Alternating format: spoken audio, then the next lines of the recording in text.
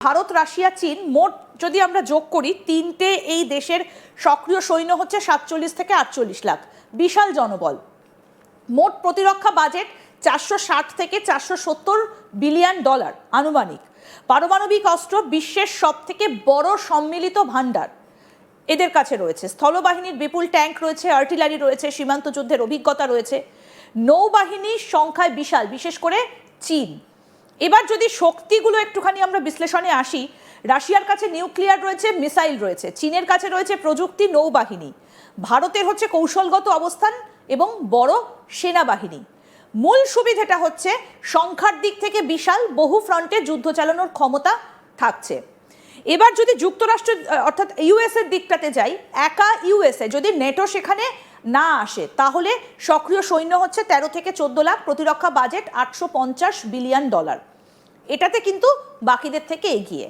পারমাণবিক অস্ত্র অত্যন্ত উন্নত, নির্ভুল ডেলিভারি সিস্টেম রয়েছে, নৌবাহিনী রয়েছে 11টা এয়ারক্রাফট ক্যারিয়ার, বিশ্বের সবচেয়ে বেশি। গ্লোবাল রিচ, পৃথিবীর যে কোনো জায়গায় দ্রুত তারা হামলা চালাতে পারে। বিমান শক্তি কি কি রয়েছে? F-22, F-35, স্টিলথ, অত্যাধুনিক রয়েছে সমস্ত ব্যবস্থাপনা। প্রযুক্তি হচ্ছে স্যাটেলাইট রয়েছে, সাইবার রয়েছে, এআই, ড্রোন, স্পেস ডমিনেন্স সবটা রয়েছে। আর যেটা সব থেকে গুরুত্বপূর্ণ, মিত্র জোট হচ্ছে নেটো, জাপান, দক্ষিণ কোরিয়া, অস্ট্রেলিয়া। আমি এই জায়গাটাতে একটু স্যার আপনার কাছে আসবো, যদি সত্যি সত্যি ইরানকে সামনে রেখে এই যুদ্ধটা শুরু হয়ে যায়, তাহলে নেটো কি করবে? কারণ নেটো তো এতদিন ধরে ডোনাল্ড ট্রাম্পের সঙ্গ দেয়নি এই যুদ্ধের ক্ষেত্রে, স্পষ্ট বলে দিয়েছিল। তাহলে এবার নেটো কি আমেরিকাকে সাহায্য করবে?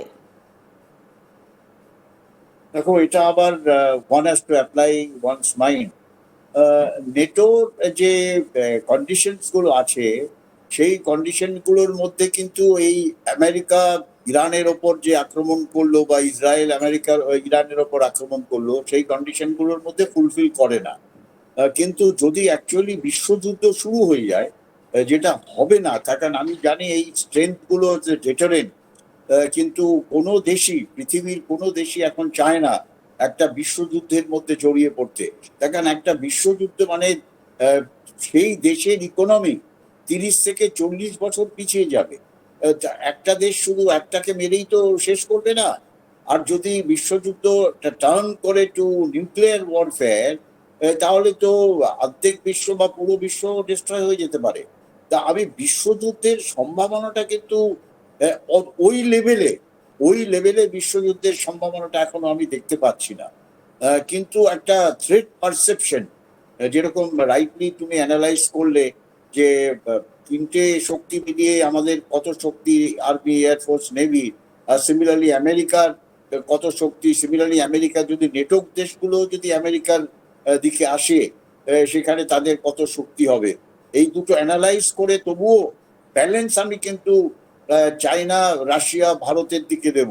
আর শুধু তাই না, ব্রিক্সের যে আর বাকি দেশগুলো আছে, যেমন ব্রাজিল, সাউথ আফ্রিকা, এই সমস্ত দেশগুলো কিন্তু এই এই ব্লকে চলে আসবে। তাদেরও একটা শক্তি আছে। তা সেখানে যদি শক্তির পাওয়ার কার কত বেশি ব্যালেন্স যদি দেখো, America with NATO also, they will be not no match to Russia. রাশিয়ার nuclear arsenal is the biggest in the world. Nuclear arsenal রাশিয়ার থেকে আমেরিকার নেই বেশি।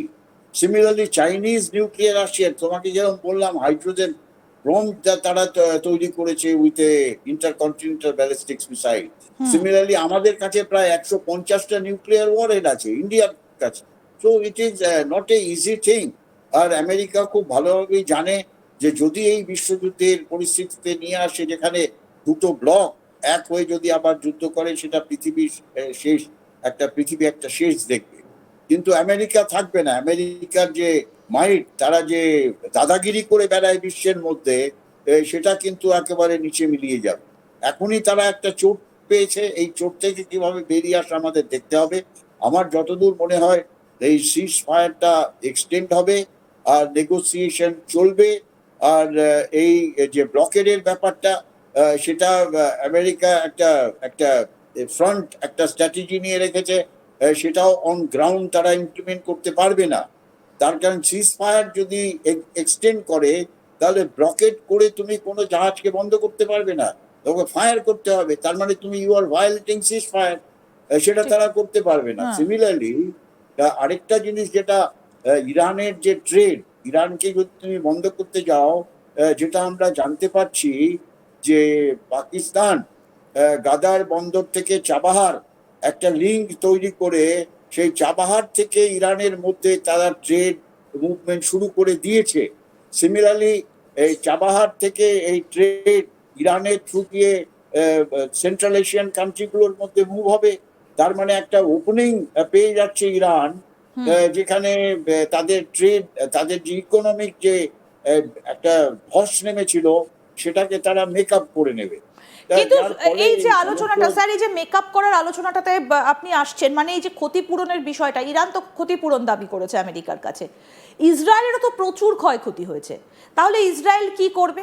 ইসরায়েল কার পক্ষ নেবে যদি সত্যি সত্যি এই যুদ্ধটা হয়, এই তিন শক্তিধর দেশ বনাম আমেরিকা, তাহলে ইসরায়েল কি করবে? ইসরায়েল কার পক্ষ নেবে? ইসরায়েলেরও তো প্রচুর ক্ষতি হয়েছে। দেখো, ক্ষতিপূরণের ব্যাপারটা যেটা আমি তোমাকে বললাম যে জেডি ভান্স বোধহয় এরকম একটা ডাইরেকশন দিয়েছে পাকিস্তান অথরিটিকে যে ইরান যদি পরমাণু অস্ত্রের পরমাণু যে প্রোগ্রেসটা করছে সেটা যদি বন্ধ করে দেয় পার্মানেন্টলি, তাহলে আমেরিকা পুরো হেল্প করবে ওই ইকোনমিক বিল্ড আপ এই ক্ষতিপূরণ দেওয়া। কিন্তু ইসরায়েলের কথা যেটা বললে সেটা ডাউটফুল, কিন্তু ইসরায়েলেরও একটাই কিন্তু উদ্দেশ্য, ইসরায়েলের একটাই উদ্দেশ্য, তারা চায় তাদের কোনো শত্রু দেশ, যেটা Iran one of the biggest শত্রু দেশ, সেই দেশের মধ্যে যেন কোনোভাবেই তারা পরমাণু অস্ত্র যেন না তৈরি করতে পারে। যে পরমাণু ফ্যাক্টরটা হচ্ছে সব থেকে বড় ফ্যাক্টর ফর ইসরায়েল। আর ইসরায়েল এও বলছে, দেখো, ইরানের দিক থেকে প্রক্সি তিনটে এইচ, হিজবুল্লাহ, হুতি আর হামাস, এই তিনটে হচ্ছে আর্মি তৈরি হয়েছে as a proxy of Iran to destabilise Israel. Israel এখনো যেহেতু একটা কথাবার্তা হয়েছে আমেরিকাতে গত পরশু, তারা ফিরে এসছে, কিন্তু ফিরে এসে তারা বলছে সাউথ লেবাননে, যেটা অ্যাকচুয়ালি হেজাবুল্লাহর হেডকোয়ার্টার অ্যান্ড হেজাবুল্লাহর পুরো আর্মি সেখানে ডিপ্লয়েড, সেখানে তারা কন্টিনিউয়াসলি হিট করে যাবে। তারা বলছে আমরা তো লেবাননকে মারবো না, আমরা হেজাবুল্লাহকে মারবো, কিন্তু হেজাবুল্লাহ ইজ আওয়ার শত্রু, তারা আমাদের দেশকে ডিস্টেবল করতে চায়, আমাদের দেশের উপরে। ইউ উইল বি সারপ্রাইজ যে সমস্ত মিসাইল হাইফা বন্দরে পড়েছে, ইসরায়েল প্রমাণ পেয়েছে যে সেই মিসাইলগুলো ছাড়া হয়েছিল লেবানন থেকে, হিজাবুল্লাহ থেকে সেই মিসাইলগুলো ছাড়া হয়েছিল, নট ফ্রম ইরান। যার ফলে ইসরায়েল, আমার মনে হয় না যে এই পজিশনকে ক্ষতিপূরণ দেবে, কিন্তু যদি এই নিউক্লিয়ারের ব্যাপারটা রিজলভ হয়ে যায়, তাহলে ইসরায়েল হয়তো ইরানের ওপর থেকে তাদের সমস্ত স্ট্রাইক যারা করছিল সেটার মধ্যে বন্ধ করে দেবে। এখন হেজাবুল্লাহ বা হুতি বা হামাসের সঙ্গে কি হবে সেটা আবার একটা শান্তির নেগোসিয়েশনে বসে দে ক্যান রিজলভ ইট।